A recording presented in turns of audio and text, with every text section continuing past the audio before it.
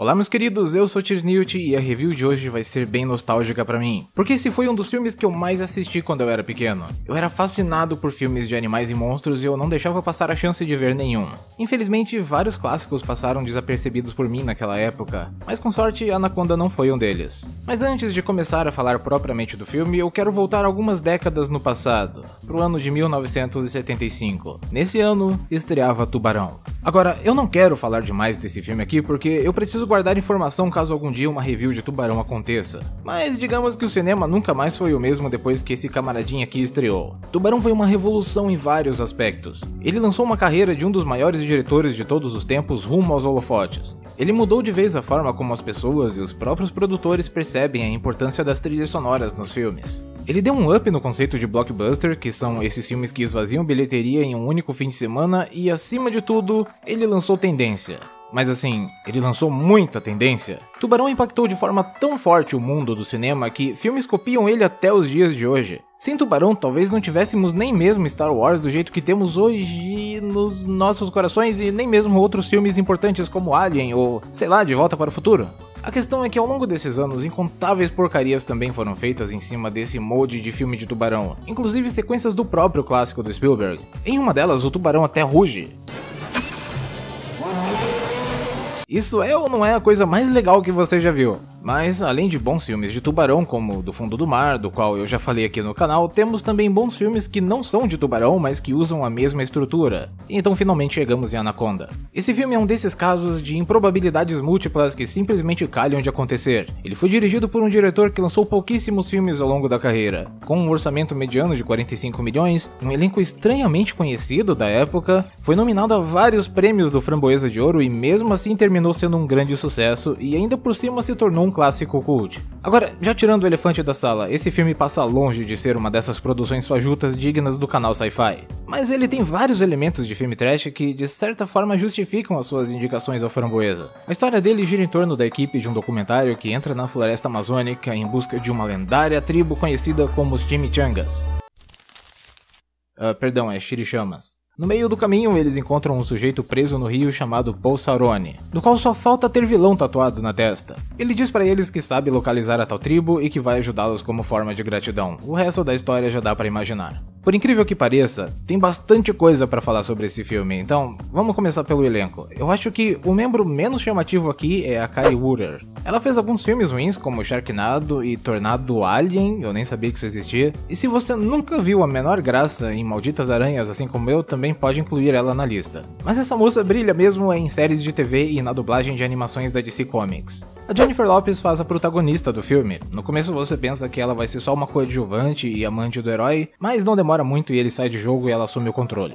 O Eric Stoltz faz o personagem mais inteligente e apto entre os mocinhos. Ele tem toda uma pinta de herói certinho, amante da natureza e é o coração da equipe do documentário. E o filme dá um jeito de tirar ele do caminho assim que possível. Eu acho que eles não tinham como pagar o cachê completo dele, sei lá. O Ice Cube tá nesse filme. Esse cara tava numa baita ascensão na carreira dele nos anos 90, fazendo rap, atuando em bons filmes e até mesmo atacando de roteirista. O personagem dele aqui é meio que uma conveniência. Ele é o cinegrafista, mas ele passa a maior parte do tempo só suspeitando do novo passageiro mesmo. Lá pro final do filme, no entanto, ele abraça o protagonismo. Jonathan Hyde. Esse cara fez pouquíssimos filmes na carreira dele também. Mas o rosto dele é bem conhecido. Deve ser porque você viu ele em Jumanji e A Múmia, Riquinho talvez.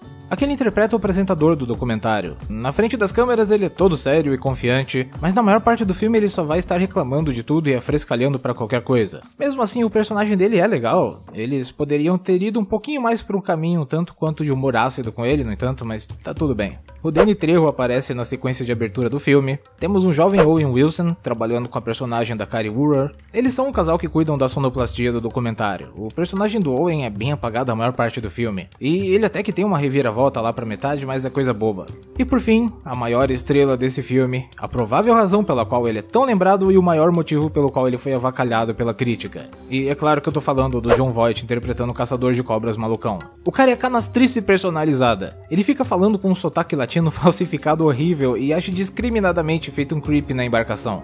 O Voight não é nenhum atorzinho de quinta, ele já ganhou até Oscar de melhor ator e atuou numa pá de filmes ao longo da vida dele, mas justo nesse ele teve a oportunidade de se divertir genuinamente. Dá pra ver na cara dele que ele tá gostando muito de estar lá. Enfim, sobre o filme. Ele envelheceu muito bem, provavelmente não do jeito que o diretor queria, mas envelheceu bem. Ele não é como a maioria dos filmes trash que são simplesmente toscos o tempo todo. Esse aqui tem alguma qualidade hollywoodiana, mas ao mesmo tempo ele joga tosquices na sua cara aqui e acolá. Eu acho que não existe exemplo melhor disso do que a própria Cobra. Por algum motivo que eu não sei explicar, o CGI desse filme é muito bom. Mas pra época e pro orçamento que eles tinham nas mãos, usar esse recurso era simplesmente caro demais. Então nós temos pouquíssimas cenas com o uso do CGI bonito e intercalando com um animatrônico bem tosco da tal Cobra.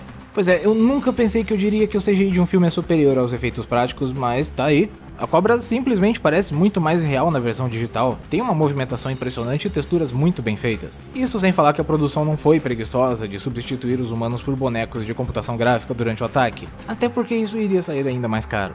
Outro exemplo de competência misturado com tosquice é essa cena onde uma onça preta é atacada por uma das sucuris. Quando a onça aparece pela primeira vez, você até pensa que é de verdade, e ela se mexe e você percebe que é um animatrônico, mas até aí tudo bem, é muito bem feito. De repente a cobra ataca e dá pra ver isso em um dos frames. Tem também o português claramente falado por não brasileiros que escutamos o filme todo. Puta que pariu! Isso é um descaso comum em outros filmes, aliás, onde representam a gente falando espanhol ou colocam algum gringo imitando um português bizarro. Nesse caso, só adiciona o humor involuntário. E essa cena onde eles nem tentam esconder a cachoeira literalmente caindo pra cima, é simplesmente a mesma cena onde eles chegam, só que rodado ao contrário. E o pior é que, como a cachoeira fica isolada no canto esquerdo da tela, dava pra ter corrigido isso com muito mais facilidade mesclando as cenas na edição. É simplesmente preguiçoso. O filme tem erros de continuidade, momentos onde até mesmo dá pra ver que os animais presentes neles são bonecos. Nessa cena mesmo dá pra ver os fios que controlam a cobra. Tem esses vagalumes que nada mais são do que luzes presas em cabos. Tem essa árvore esmagando parte do barco, mas que depois ambos aparecem inteiros. O filme é abarrotado desse tipo de coisa. A trama também não faz muito sentido. O Saroni, o personagem do Jon Voight, perde a sua tripulação de caçadores para uma sucuri gigante, aquela que mata o personagem do Danny Trejo na abertura. E com o passar do filme, vamos percebendo que ele tá tentando fazer da turminha do documentário a sua nova tripulação. É o sequestro de veículo mais bizarro que eu já vi. E a história é praticamente isso, ele quer capturar uma anaconda e engana um bando de Zé Manés para trabalharem para ele no processo. Esse personagem é a alma do filme, ele é tão distante do resto do elenco, enquanto todo mundo se esforça para parecer normal, o Jon Voight faz caras e bocas. Ele manda o seu olhar vilanesco sem medo de ser feliz e ele tem diálogos bizarros. Ele também faz coisas absurdas sem nem ao menos pensar duas vezes. Tipo, explodir uma barricada com dinamite, estrangular uma guria com as pernas mesmo estando amarrado. Esse personagem é a razão de 90% da trecheira desse filme e sem ele o filme seria só mais um longa-metragem de animal assassino chato genérico. O personagem do Eric Stoltz é tirado da cena de uma forma muito conveniente. O motor do barco enrosca numas algas lá e enquanto ele tenta soltá-las, uma vespa venenosa entra pela boca dele e pica sua garganta. Ironicamente, quem o salva e tira do perigo imediato é o Saroni, mas depois disso ele começa a assumir a autoridade da embarcação. Uma coisa que eu acho bem maneira nesse filme é que ele não fica explicando muito o background da história. Você sabe que tem a tal tribo e dá pra perceber facilmente que a cultura deles tem alguma ligação com as cobras. Em determinado momento, enquanto a trupe desce o rio, eles veem essa barricada com totens de serpente incrustados nela e mais tarde, onde a ação se intensifica, eles chegam numa cachoeira paradisíaca que não tem razão lógica para estar abandonada, nem pelos índios e nem pelos turistas. Mas a essa altura é muito fácil somar 2 mais 2 e entender que o local é algum tipo de território sagrado, ou até mesmo amaldiçoados pelos chimichangas. O motivo das anacondas crescerem tanto ali também é um mistério. O filme não deixa claro se aquelas cobras são diferentes ou se toda sucuri na floresta amazônica é um demônio encarnado, e eu também gosto disso.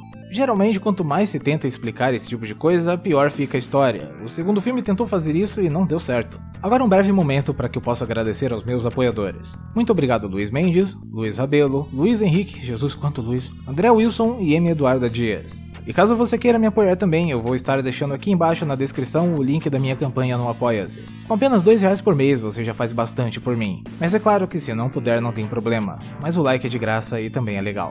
Agora vamos falar das cobras. A primeira coisa que aparece quando você vai assistir esse filme é um letreiro mentiroso que tenta estabelecer as anacondas como monstros terríveis. O letreiro mente o tamanho delas, mente sobre a sua ferocidade e ainda diz que elas são capazes de vomitar uma presa só para poder ter o prazer de caçar e comer outra. Sucrilhos na verdade são animais bem de boa, elas são sim muito perigosas quando estão com fome e podem matar até crianças quando elas se aproximam das margens. Mas elas não são cobras super destrutivas que vão perseguir alguém fora da água em velocidades absurdas. Elas atacam, comem e depois se isolam para poder digerir em paz a presa. E só aí, caso se sintam ameaçadas, elas vão vomitar a presa para poder fugir com mais facilidade. Mas é claro que uma cobra paradona dessas não seria uma grande ameaça pro filme, e então eles tiveram que transformá-la nesse monstro. E eu tô totalmente ok com isso. A única coisa que eu não consigo gostar mesmo é do design que a produção fez para elas. Por que a cabeça é tão gorda? Custava ter copiado o formato da original. A cobra parece que tá segurando um arroto o tempo todo. E eu acho muito engraçado os olhinhos malvados que fizeram nela. Bem, como já deu para notar pela forma como eu refiro às cobras, elas são duas. Uma morre com tiros na cabeça, a outra é perfurada na cauda, depois arde em chamas e por fim tem a cabeça partida por um machado. O mais estranho é que nenhuma das injúrias que ela sofre parecem coexistir. O ferimento na cauda some depois e o animatrônico que aparece antes de levar a machadada não tem nenhum sinal de queimadura. E eu não posso esquecer da melhor cena do filme inteiro. Quando a cobra vê que ela não vai conseguir pegar a personagem da Jennifer Lopez, ela regurgita o Saroni bem na frente dela e aí acontece isso.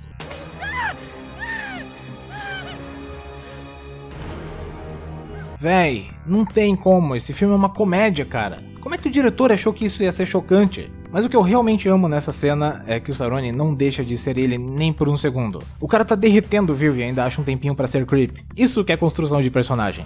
Enfim, eu não sei se eu tenho muito mais o que dizer sobre esse filme. Ele foi uma cópia de Tubarão que gerou uma nova tendência que foram as cópias de Anaconda. A mais famosa delas eu acho que foi a Python, que tem o Lawrence e o Fred Krueger no elenco, mas o filme é uma porcaria. Eu lembro que eles copiaram nele os gritos da Anaconda, já era estranho no filme original, imagina nesse. Eu também lembro de um chamado King Cobra que tinha o Sr. Miyagi. Parece que é algum tipo de piada colocar personagem de Karate Kid em filme de cobra gigante. Eu não quero ver nenhuma piadinha com Cobra Kai aí nos comentários, hein? Eu tô de olho. Anaconda é estranho, ele é tosco, mas ele também de certa forma tem um esmero ali. E ele também tem alguma qualidade. É um trash hollywoodiano muito divertido e não perde o seu charme. Os seus personagens não são irritantes e os efeitos oscilantes só melhoram a experiência. Depois desse tivemos aquele da Orquídea Sangrenta que eu me lembro de ter algum valor de produção, mas eu não sei se ele é bom. E a partir dele as coisas ficaram bem estranhas. Mas assim, elas caíram muito de nível mesmo. Mas graças aos céus eu não preciso falar de nenhuma delas, porque esse vídeo vai ficando por aqui. E se você me acompanhou até aqui, você deve ser uma pessoa muito especial. Se gostou do vídeo, me dá um like. Eu te convido a ver outros vídeos do canal. Quem sabe você não gosta e se junta a gente. Eu vou indo nessa, e até logo.